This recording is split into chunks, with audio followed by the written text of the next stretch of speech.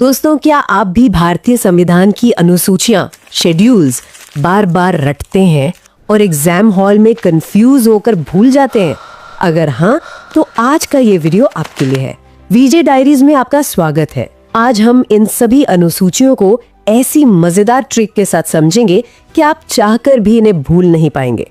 चाहे वो दूसरी अनुसूची के वेतन भत्ते हो या 7वीं अनुसूची की केंद्र और राज्य की शक्तियां, यूपीएससी हो, एसएससी या स्टेट पीसीएस, आज के बाद एग्जाम में आपका एक भी नंबर नहीं कटेगा। 100% पक्का याद कराने की गारंटी मेरी।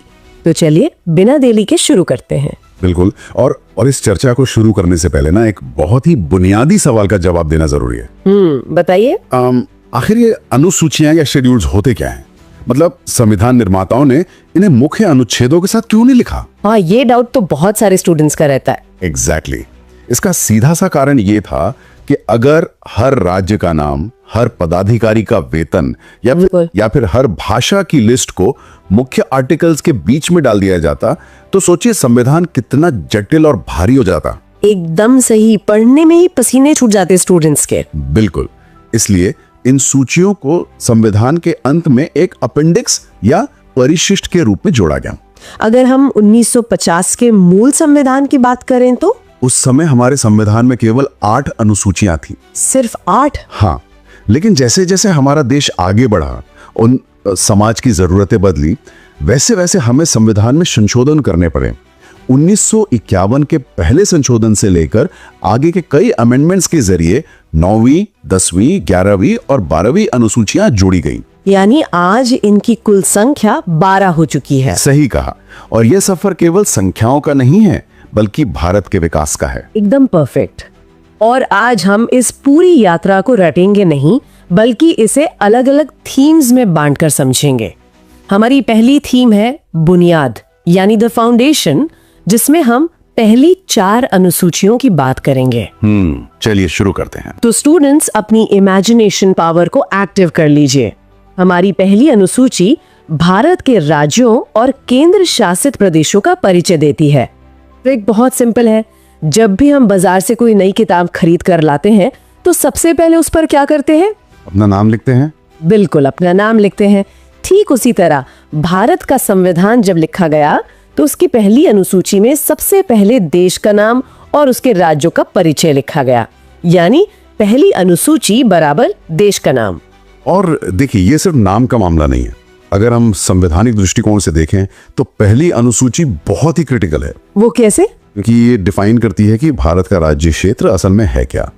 इसमें न केवल हमारे 28 राज्य और 8 केंद्र शासित प्रदेश शामिल हैं, बल्कि भविष्य में भारत द्वारा अर्जित किए जाने वाले किसी भी नए क्षेत्र का जिक्र भी यही होगा। अच्छा, मतलब जब भी भारत के नक्शे में कोई बदलाव होता है, जैसे तेलंगाना का बनना हो या जम्मू कश्मीर का पुनर्गठन, संसद को इसी पहली अनुसूची में संशोधन करना पड़ता है। क्या बात है। इसके बाद आती है हमारी दूसरी अनुसूची, जो राष्ट्रपति, राज्यपाल, सुप्रीम कोर्ट और हाई कोर्ट के जज और कैग जैसे संवैधानिक पदाधिकारियों के वेतन, भत्ते और पेंशन से जुड़ी है।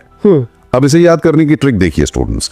हमारे समाज में जब भी कोई व्यक्ति बहुत सारा पैसा कमाता है, तो लोग मजाक में क्या कहते हैं कि भाई ये तो 2 नंबर की कमाई कर रहा है। हाँ, ये तो आम बोलचाल की भाषा है। पैसा मतलब 2 नंबर की कमाई। तो जब भी एग्जाम में वेतन या पैसा देखे, तुरंत समझ जाइए कि 2 नंबर की बात हो रही है। 2 नंबर बराबर वेतन, वो बिल्कुल 1 नंबर का है। लॉजिक भी बता दीजिए फिर। संविधान निर्माताओं ने इन बड़े पदों के वेतन को संविधान की दूसरी अनुसूची में ही इसलिए लिख दिया ताकि इनकी आजादी और निष्पक्षता बनी रहे। इसे भारत की संचित निधि पर भारत किया जाता है। Consolidated fund of India. बिल्कुल। इसका मतलब यह है कि संसद में इन वेतनों पर बहस तो हो सकती है, लेकिन वोटिंग नहीं हो सकती।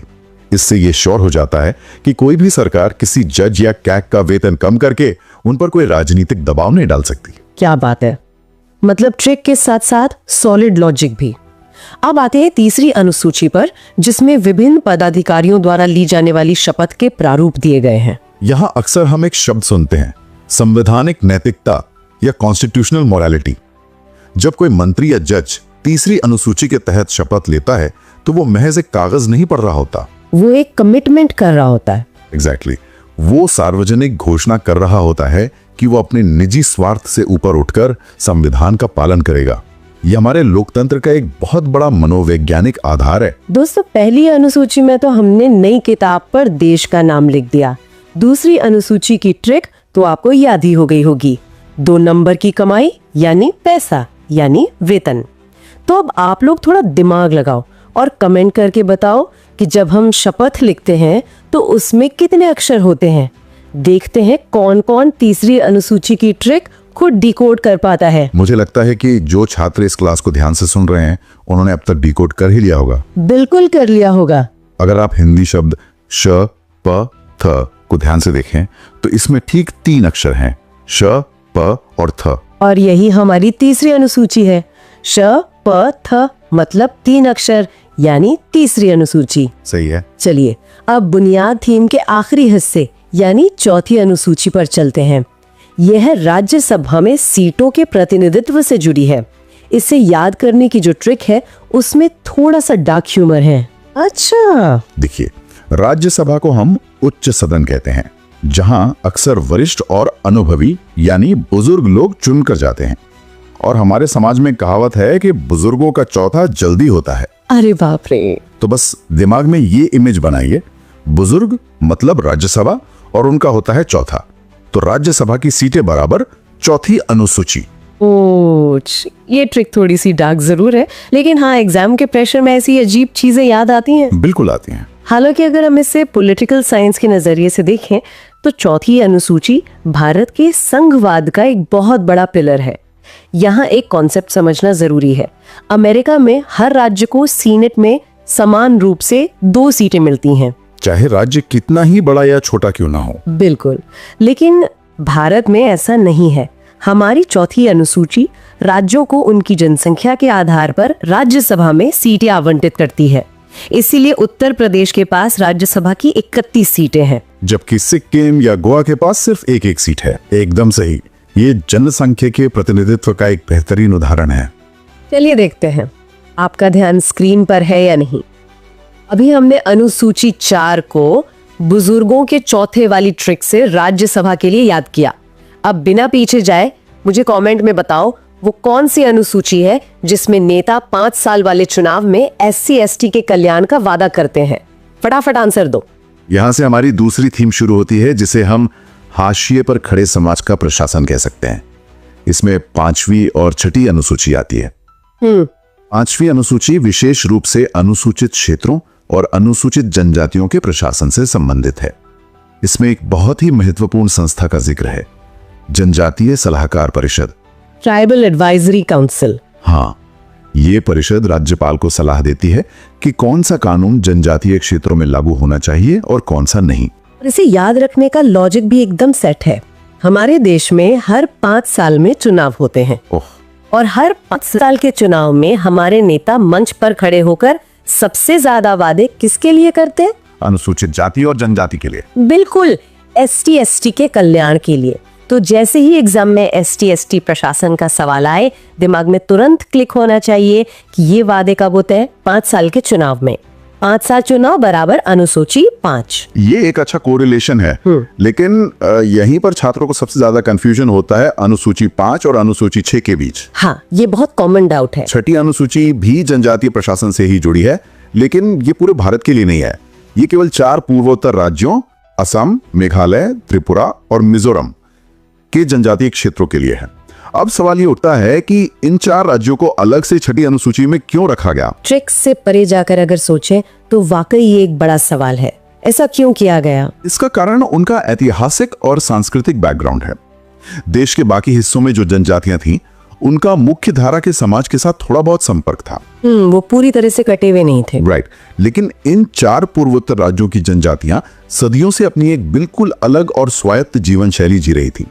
उनके अपने पारंपरिक कानून थे, इसलिए संविधान ने उन्हें ऑटोनॉमस डिस्ट्रिक्ट काउंसिल या ADCs बनाने की विशेष छूट दी।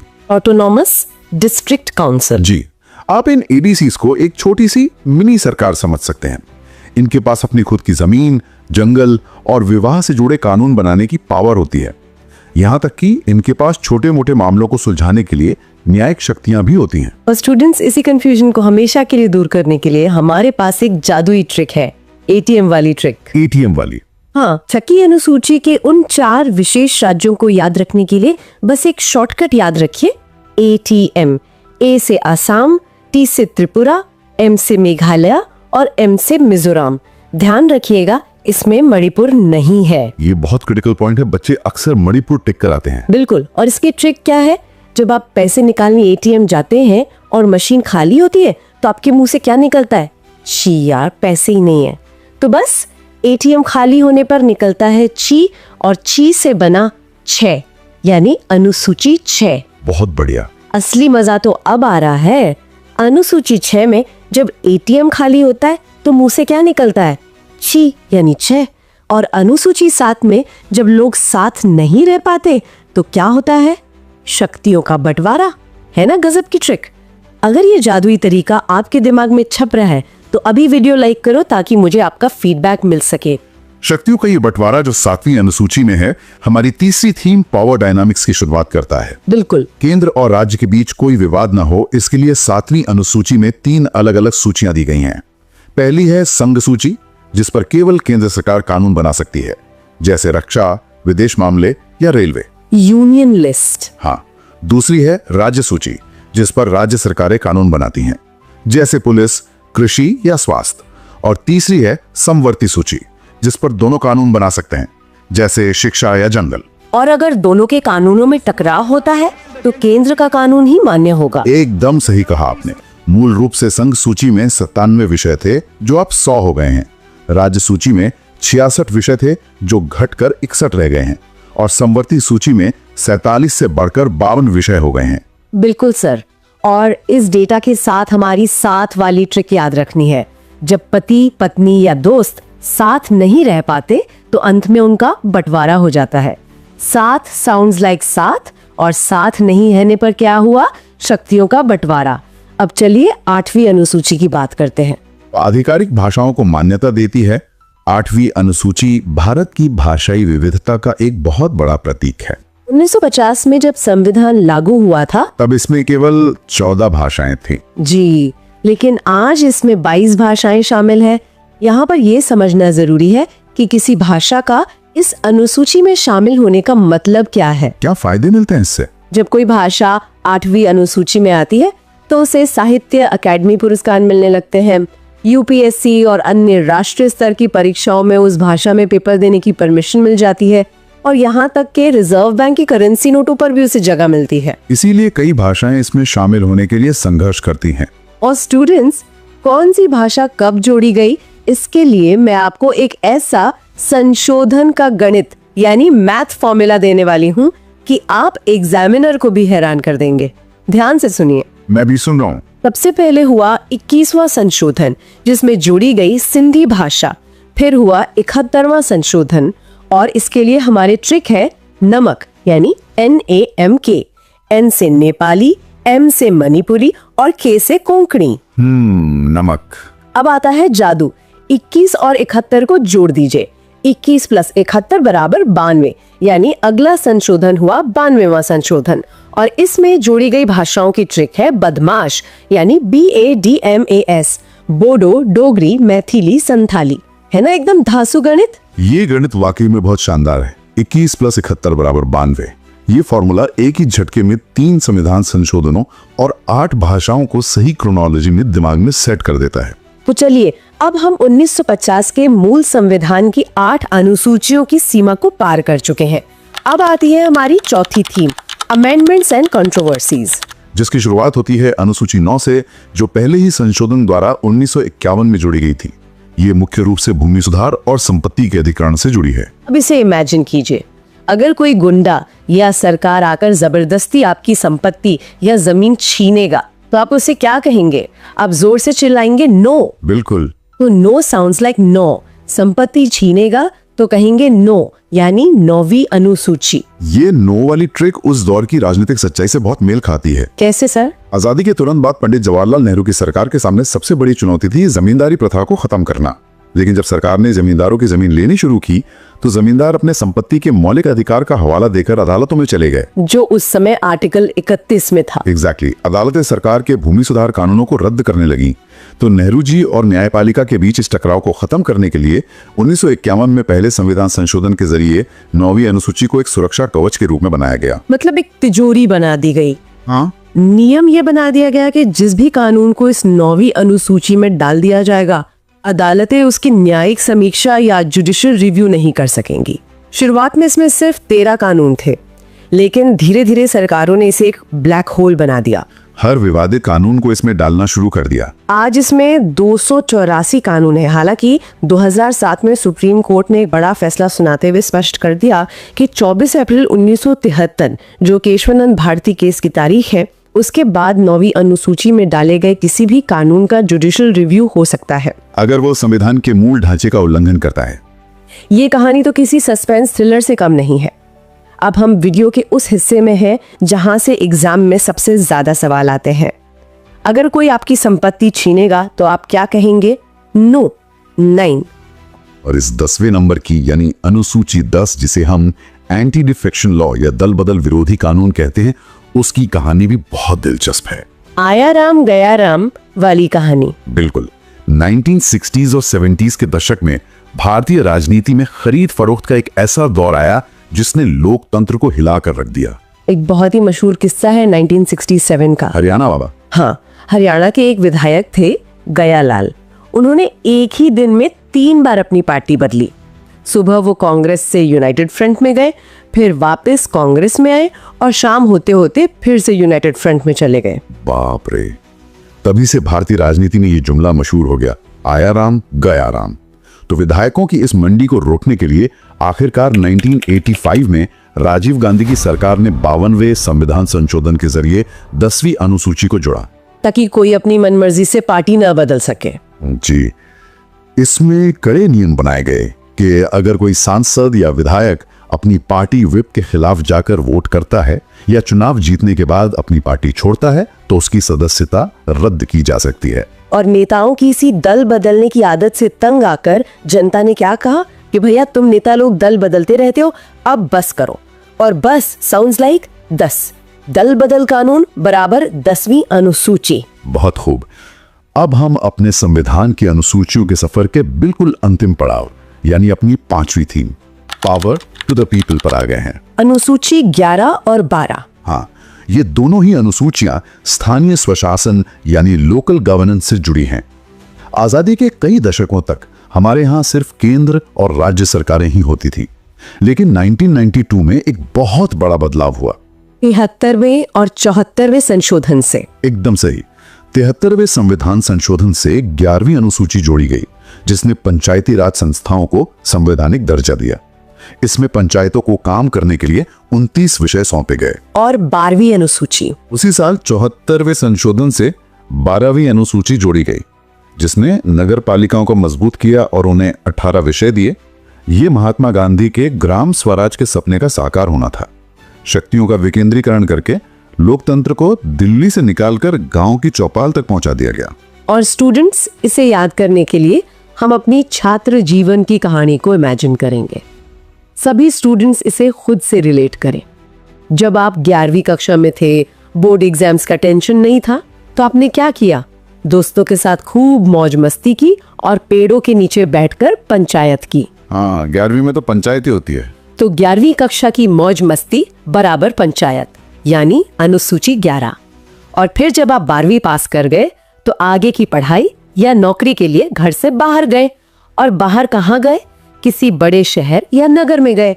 तो 12वीं के बाद घर से बाहर गए बराबर नगर या नगर पालिका यानी अनुसूची 12। बहुत बढ़िया। वीडियो के आखिर में आ गई हमारी स्टूडेंट लाइफ की कहानी। 11वीं कक्षा में हमने खूब पंचायत की और 12वीं के बाद हम कहाँ गए? बाहर यानी नगर पालिका। तो जाने से पहले एक आखिरी सवाल, मुझे कमेंट में बताकर जाओ कि मूल संविधान में कितनी अनुसूचियां थीं। देखते हैं क्लास का टॉपर कौन है। सच में ये सफर बहुत अद्भुत रहा है। संविधान निर्माताओं ने 8 अनुसूचियों से शुरुआत की थी और जैसे जैसे समाज बदला, हमने जमीन के विवादों को सुलझाने, दल बदल को रोकने और गांव शहर के प्रशासन को संभालने के लिए 4 और अनुसूचियां जोड़कर इन्हें 12 कर दिया। समय के साथ संविधान भी तो अपडेट होना चाहिए। बिल्कुल। अब आज के इस तेजी से बदलते डिजिटल, डेटा और आर्टिफिशियल इंटेलिजेंस के युग को देखते हुए एक गहरा सवाल उठता है। सोचिए, अगर कल को भविष्य में हमारे संविधान में 13वीं अनुसूची जोड़ी जाए तो वह किस विषय पर होनी चाहिए? या वो डेटा प्राइवेसी पे होगी या एआई के रेगुलेशन पर? इस पर विचार जरूर कीजिएगा। दोस्तों, ट्रिक्स तो आपने देख ली, लेकिन असली सिलेक्शन पक्का होता है रिवीजन से। और आपके उसी रिवीजन के लिए इस क्लास की पूरी जादुई पीडीएफ आपको मिलेगी एकदम फ्री हमारे टेलीग्राम चैनल वीजे डायरीज पर। तो सोचना क्या, लिंक नीचे डिस्क्रिप्शन और पिन्ड कमेंट में दिया है। अभी जाओ, फटाफट चैनल ज्वाइन करो और अपनी तैयारी को इतनी मजबूत बनाओ कि एग्जामिनर भी हैरान रह जाए। अगर आज की क्लास में मजा आया हो तो लाइक का बटन तोड़ दो और सब्सक्राइब जरूर करना। मिलते हैं अगली धमाकेदार क्लास में। जय हिंद।